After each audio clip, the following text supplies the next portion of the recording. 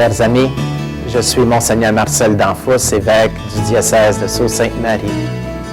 Qui que vous soyez, où que vous soyez, bonne nouvelle pour vous. Dans notre Église diocésaine, il se vit de grandes choses dans des situations bien ordinaires.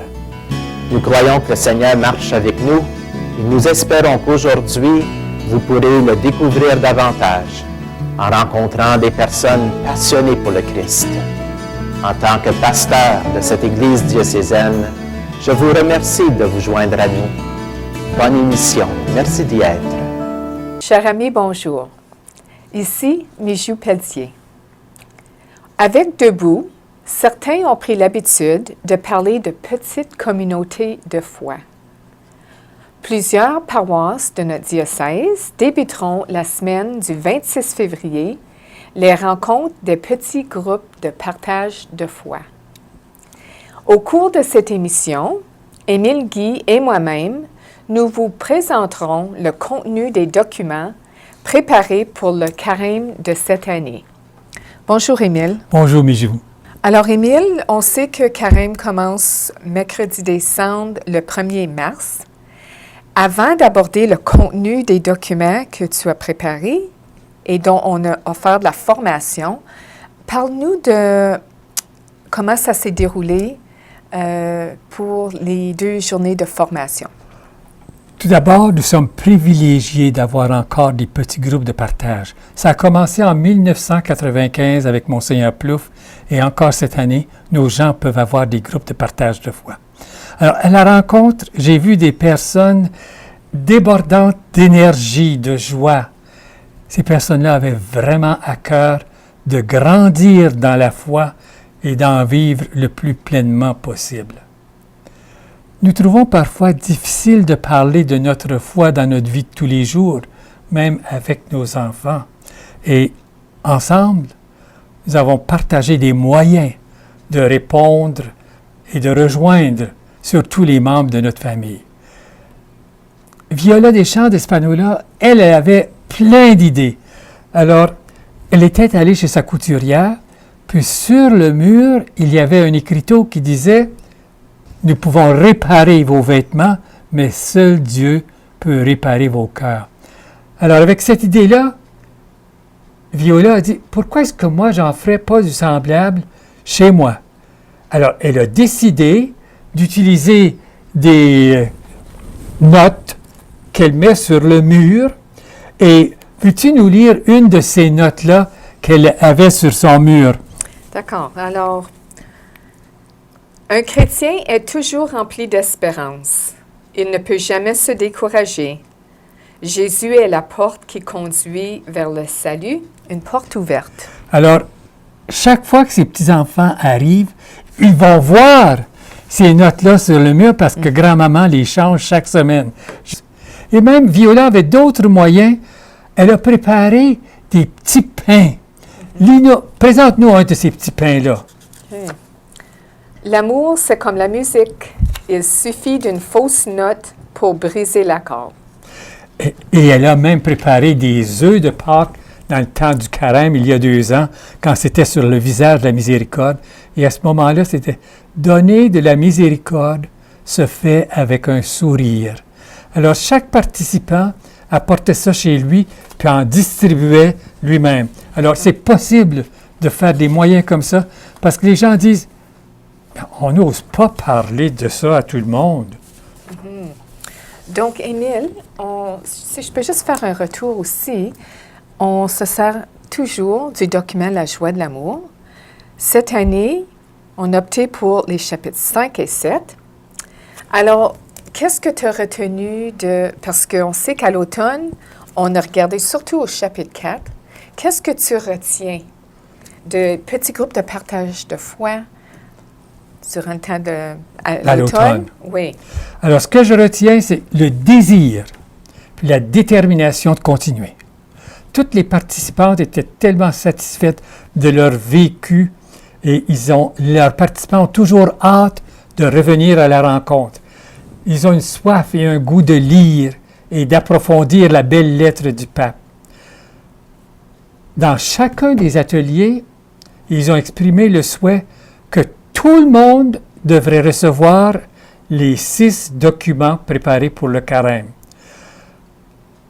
Moi, ça me donne l'idée qu'il nous faut faire de la publicité.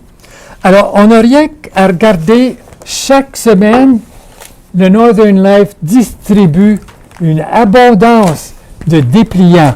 Et nous autres, pourquoi est-ce qu'on ne ferait pas comme les grands qui font de la publicité? Alors, dans nos églises, nous devrions avoir à l'arrière notre série de documents, puis on change chaque semaine. La première semaine, avant le premier dimanche du carême, on présente document 1. La semaine suivante, on met document 2. La troisième semaine, on met le document 3. Alors, les gens pourraient voir ces documents-là. Alors, chers téléspectateurs, moi, je vous invite à demander à votre curé ou à votre secrétaire de placer assez de documents pour que chacun puisse en apporter un chez lui. Alors, faire de la publicité. Pas avoir peur de faire de la publicité. Et on dit que c'est pas facile de parler de notre foi. J'ai beaucoup admiré la réponse d'une dame dans le groupe. On lui demandait, et c'était en anglais, « Why do you do that? » Et elle répond tout simplement, « I'm a child of God. » Je suis un enfant de Dieu. Elle n'est pas en train de donner une grande leçon de religion. I'm a child of God. Ne pas avoir peur de dire notre vérité. Alors, il y a toutes sortes d'autres moyens. Et vous-même, chers télé... Oh, mais parle donc de ces serviettes. Bien, si j'ai bien compris, je crois que c'est Violent encore, qui laissait des petits messages sur des serviettes. De table. De table, oui. Alors, pour les gens qui arrivaient, il y avait un petit message, un petit mot d'inspiration, mais c'est une façon aussi d'évangéliser, Oui. de partager sa foi. Alors, au cours du carême 2017, nous utiliserons les chapitres 5 et 7 de l'exhortation, la joie de l'amour. Et c'est toujours en lien avec, on suit les démarches des petits groupes ou les petites communautés, mais c'est toujours en lien avec le dimanche, l'évangile du dimanche suivant. Alors, explique-nous pourquoi nous avons choisi les chapitres 5 et 7. D'abord, pourquoi la joie de l'amour? Pourquoi avoir choisi la joie de l'amour? Bien, c'est que le pape a écrit cette lettre-là suite à 2 synodes sur les familles, sur la famille. C'est une lettre qui est si concrète. Avant l'émission, Mijou, tu parlais, des fois on a des livres de théologie très spirituels, très avancés, mais toi, ce qui t'a frappé? C'était le concret. Les exemples concrets qu'il donne, c'était dans le vécu quotidien. Et cette lettre-là est le fruit du travail et de la prière de toute l'Église. De plus, notre évêque a approuvé cette lettre en disant « Ce document est pour le bien de toutes les familles et de toutes les personnes, jeunes et âgées, confiées à nos diocèses. » Alors, il y a des personnes qui pensent que c'est seulement pour la famille. Mais non, c'est pour toutes les personnes. Et en fait, nous vivons tous dans une famille d'une manière ou d'une autre. Famille avec mes enfants, mais je peux faire partie d'une famille dans mon milieu de bénévolat. Je peux faire partie de ma paroisse qui est une autre famille. Alors, nous vivons tous et c'est pour vivre la joie de l'amour dans nos familles.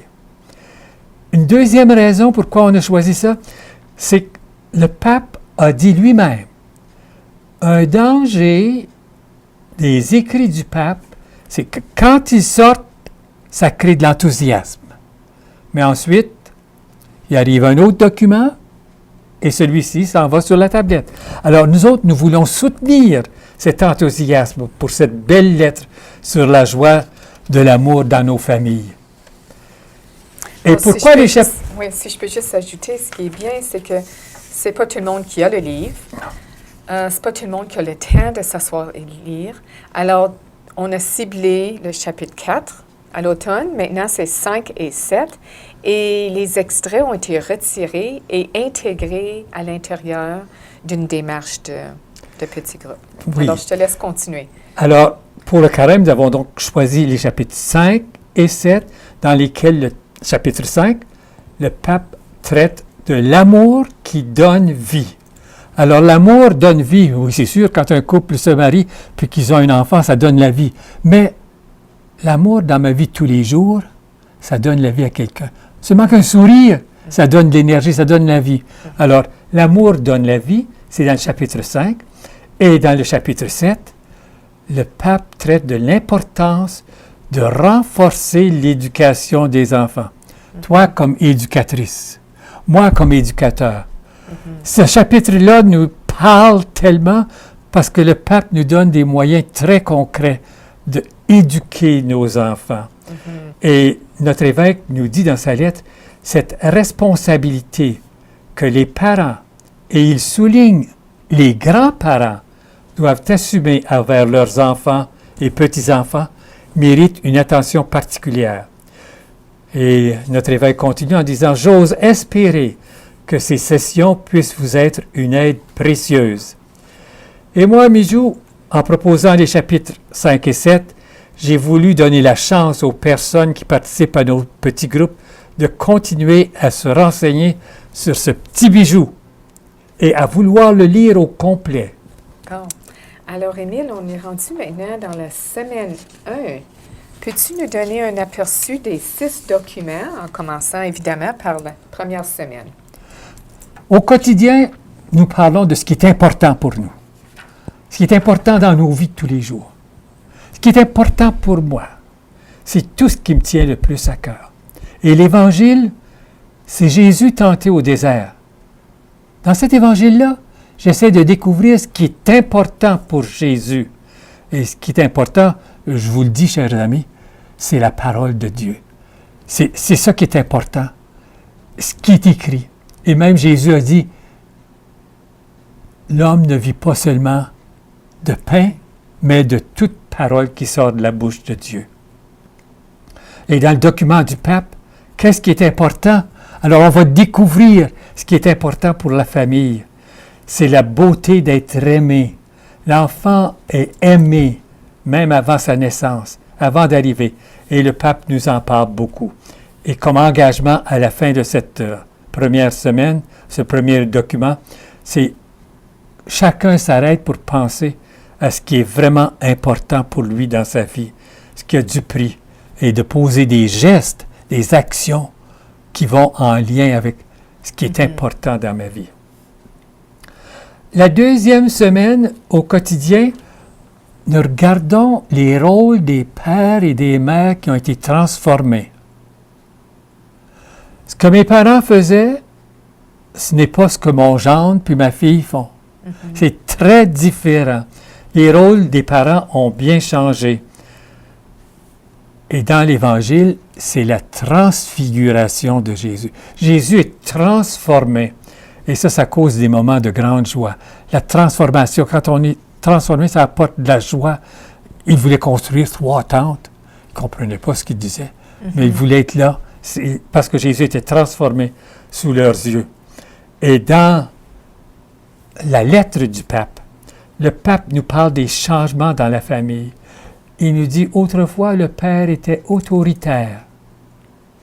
Et aujourd'hui, ce que nous aimons voir, c'est un père proche de son épouse, proche de ses enfants, un père présent. Autrefois, le père partait pour aller travailler pendant des mois. Aujourd'hui, le jeune papa s'occupe de sa famille. Et la mère s'occupait autrefois de tout ce qu'il y avait à la maison. Et toi, Mijou, quelque chose qui te frappe dans ce document pour la deuxième semaine? Bien, je crois que c'est le fait que, comme on disait au tout début, c'est qu'il y a du concret. Puis, tout ce que tu viens de soulever dans le deuxième chapitre, je trouve que ça adresse la question des stéréotypes de notre société. Puis les mots de notre société suite aux stéréotypes, puis la question de contrôle et pouvoir dans les relations. Alors, j'ai beaucoup apprécié cette question, comment ça a été adressé. Il adresse aussi la question d'adopter des enfants pour les couples qui ne sont pas en mesure d'avoir leurs propres enfants de façon biologique. Puis, il mentionne le fait qu'adopter est l'acte d'amour consistant à faire cadeau d'une famille à quelqu'un qui n'en a pas. Puis, j'écoutais en fin de semaine, tout le monde en parle. Puis, il y avait un comédien qui parlait de son enfance, puis du fait qu'il a été élevé dans un orphelinat. Puis à un moment donné, il y a un couple qui sont venus l'adopter, puis lui ont donné ce cadeau d'une vie transformée. Alors, c'est ce que j'apprécie beaucoup dans le chapitre 2, c'est le fait que le pape, c'est quoi l'expression? Il n'a pas peur aux yeux, il n'a pas foi aux yeux. Il n'a pas foi aux yeux, justement. Il adresse tous les cas, les situations possibles. Puis on va voir à mesure que ça continue. Et à la fin, c'est l'engagement. Suite à nos partages, nous arrêtons à penser à quelque chose, une chose que je veux changer. Et moi, je pense que ce que je veux faire, c'est contempler la famille de Jésus, m'inspirer de cette famille et aller vers l'autre comme Jésus. Nous passons maintenant à la 3e semaine. D'accord. Au quotidien, nous parlons de cadeaux, de dons. Et nous demandons aux gens quels sont les plus beaux cadeaux que vous avez reçus dans votre vie. Après avoir donné un cadeau à quelqu'un, qu'est-ce que j'aime? Qu'est-ce qui me fait plaisir? Alors, on se pose ces questions-là. Et dans l'Évangile, c'est la Samaritaine. Alors là, une parole qui nous frappe toujours, c'est « Si tu savais le don de Dieu ». Et Jésus nous dit ça à nous aussi, « Si tu savais le don de Dieu ». Et quel est ce don de Dieu pour moi? Et dans le texte du pape, ce texte-là va faire jaillir en nous beaucoup d'émotions. Même si je suis parent ou grand-parent, je suis encore un enfant. Nous sommes tous des enfants, même à 95 ans. Nous sommes tous des enfants. Nous sommes les enfants de nos parents. Nous pensons à nos parents, on dit papa puis maman. Nous pensons à Dieu aussi. Et la vie, nous l'avons reçue. Nous sommes des enfants, le grand don de la vie que nous avons reçu. Et dans les paragraphes 191, 192, quelque chose qui te frappe? Le cri des personnes âgées. Nos aînés et l'importance qu'on doit leur donner. Et Mijou, tu l'as tellement bien fait avec ta mère. Pendant ces derniers jours, qu'est-ce que tu as fait? Tu l'as gardée chez toi. Oui, oui. Tu ne voulais pas qu'elle s'en aille dans une maison de soins de longue durée. Alors, tu sais, quand tu dis le cri des personnes âgées, tu as entendu ce cri-là, même si ta mère ne criait pas. Hein? Oui. Ça a touché ton cœur. Si on pense à la culture autochtone aussi, l'importance qu'ils donnent aux aînés, c'est ce sur quoi on peut vraiment s'inspirer. Et ce sur quoi le pape nous invite à réfléchir. Oui. Et il dit, le pape, les grands-parents assurent la transmission des grandes valeurs à leurs petits-enfants. Leurs paroles, leurs caresses, leur présence aident les enfants à reconnaître que l'histoire ne commence pas avec eux. Les enfants sont des héritiers d'un long cheminement. Et l'action pour cette semaine-là, m'arrêter aux cadeaux, aux dons que j'ai reçus, les apprécier et continuer à les faire grandir. Dans la 4e semaine, au quotidien, il s'agit de bâtir la confiance. Et nous allons parler des personnes qui ont eu confiance en nous, des personnes en qui nous avons confiance. Qu'est-ce qui nous aide à faire confiance? Qu'est-ce qui détruit la confiance? Et dans l'Évangile, c'est la guérison de l'aveugle de naissance. Et Jésus a bâti la confiance. Et qu'est-ce que l'aveugle a été capable de faire parce qu'il avait confiance en Jésus? Il était capable d'aller se laver à la piscine de Siloé. Alors Jésus a aidé à bâtir la confiance. Et là, on commence dans la semaine 4, le chapitre 7, qui est pour renforcer l'éducation des enfants. Et quelque chose que le pape nous dit de très clair, Mijou, dans ça. L'enfant apprend la politesse. Oui, puis on mentionne les 3 mots-clés, entre autres, s'il vous plaît, merci, excuse-moi. Oui. Ensuite, il continue en disant que la famille ne peut renoncer à être un lieu de protection, d'accompagnement et d'orientation. Je trouve ces 3 mots clés. Protection, accompagnement, orientation. Et ça, tu as vécu ça avec tes enfants, Michel? D'accord? On C'est continue tellement à important. vivre. Puis tu Oui. continues, hein? Oui, absolument. Tu lâches pas, hein? Oui, Hein? Tes enfants, là, même si ce sont des adultes, de Oui. jeunes adultes, oui. tu continues à Oui. créer ce climat-là. D'accord, oui. Et dans l'engagement, pour bâtir la confiance avec une personne, remercier Dieu d'avoir mis sur ma route des personnes qui ont confiance en moi. Alors, ce serait bon de penser à ces personnes-là. Dans la 5e semaine, nous partageons les valeurs de nos parents. Comment est-ce que nos parents nous ont transmis leurs valeurs? Comment est-ce que ces valeurs-là nous ont aidés tout au long de notre vie? Et nous parlons aussi de ce qui nuit à la transmission des valeurs. Qu'est-ce qui empêche que nos valeurs se rendent jusqu'à nos enfants? L'Évangile, c'est la résurrection de Lazare. Puis là, ce qui me frappe là-dedans, c'est le mot croire. Crois-tu que? Crois-tu que? Alors, la foi est une valeur importante pour Jésus, mais c'est aussi une valeur importante qui nous a été transmise par nos parents, par nos ancêtres. Quand on va visiter en Europe, quels sont les monuments que nous allons visiter? Ce sont les grandes églises, les grandes basiliques. Certaines, ça a pris 300 ans à les construire. Alors ça dénote la valeur qu'ils avaient de leur foi. C'était important pour eux. Et toi, Bijou, est-ce qu'il y a quelque chose qui te frappe dans les paragraphes 274 à 283? C'est le fait que le pape dit oui à l'éducation sexuelle. Il dit c'est une nécessité qui fait partie de l'éducation à l'amour. Et je vois la controverse, puis le fait que c'est un sujet encore aujourd'hui très épineux, même si on a fait du chemin, puis on a, même dans nos écoles. Puis c'est peut-être là où c'est le plus épineux.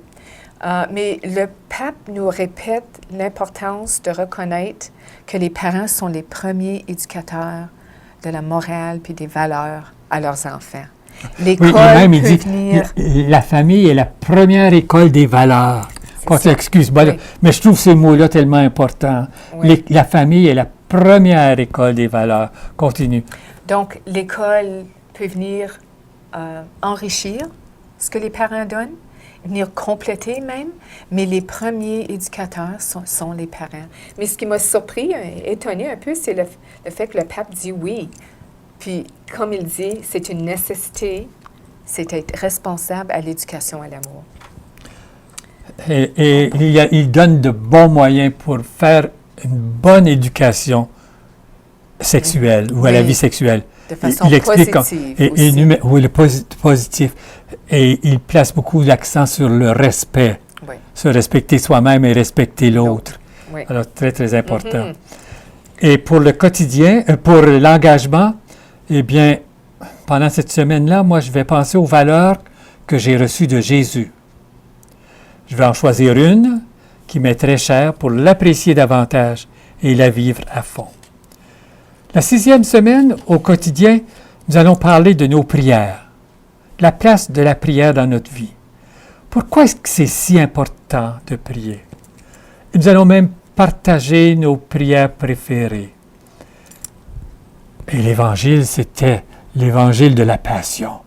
Quel texte choisir pour une rencontre? J'ai choisi à Gethsémani, au jardin des Oliviers.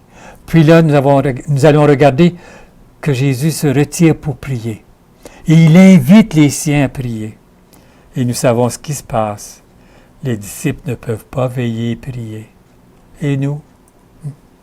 Et dans le document du pape, il continue, dans ce document-là, on n'avait pas fini les paragraphes sur l'éducation sexuelle. Puis la dernière partie, elle traite de la transmission de la foi. Et le pape nous dit, la famille doit être le lieu où commence la transmission de la foi. Et quelques petits commentaires qu'il fait ou des traits que j'ai ressortis, des versets. L'éducation sexuelle doit aider à accepter son propre corps. La transmission de la foi suppose que les parents vivent l'expérience réelle d'avoir confiance en Dieu, de le chercher, d'avoir besoin de lui. Nous ne pouvons pas séparer le masculin du féminin dans l'œuvre créée par Dieu. Et le pape, en parlant de transmission de la foi, il dit qu'il trouve beau quand les mamans enseignent à leurs petits-enfants à envoyer un baiser à Jésus, un baiser à Marie. Et quoi d'autre qui t'a frappé dans la transmission de la foi? Alors, la transmission de la foi suppose que les parents vivent l'expérience d'avoir confiance en Dieu, de le chercher, d'avoir besoin de lui. Et les parents sont invités à collaborer à l'initiative de Dieu. Et dans l'éducation de la foi, le pape nous invite à nous adapter à chaque enfant. Chaque enfant est différent. Et quelque chose de beau que j'ai aimé, c'est quand le pape a dit devenir des témoignages lumineux. Que notre vie soit lumière. Hein? Jésus est lumière. Alors nous devenons comme Jésus des lumières, des témoignages lumineux. Tu veux dire quelque chose? Oui, là? et il ajoute aussi, suite à ce commentaire, l'expérience spirituelle ne s'impose pas. On propose la foi. Okay? Puis c'est un processus. C'est pas parce que moi, comme parent, j'y crois que mon enfant peut se l'assumer puis l'intégrer, sa foi. C'est un processus pour lui. C'est un cheminement également. Alors, on propose suite à leur liberté de choisir. Et pour m'engager, je pense à l'importance de la prière dans ma vie. Je partagerai avec les membres de ma famille comment je vivrai les jours saints, parce que ça va être juste avant la semaine sainte. Oui. Alors, comment est-ce que je vais vivre les jours saints? D'accord.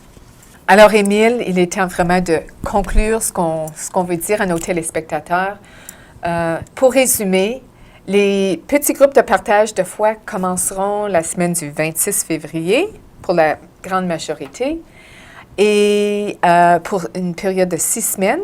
De coutume, les rencontres durent environ 1h, 1h30, on va dire. Et on invite nos téléspectateurs à s'informer et à participer, même former un groupe chez vous, à la table à cuisine, dans le salon. Sachez que la démarche va vous aider à approfondir non seulement votre relation au Christ, mais vous allez voir les liens concrets avec la Bible, l'Évangile et votre vécu quotidien. Alors, un grand merci, Émile, d'avoir été là aujourd'hui.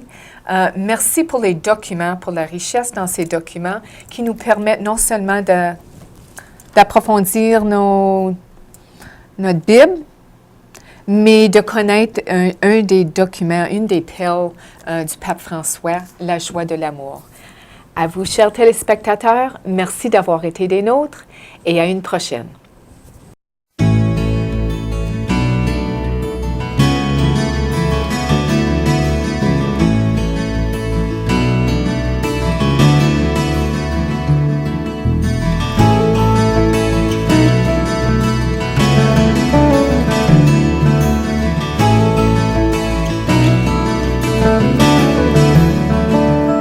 Tous ensemble, il me semble, on pourrait changer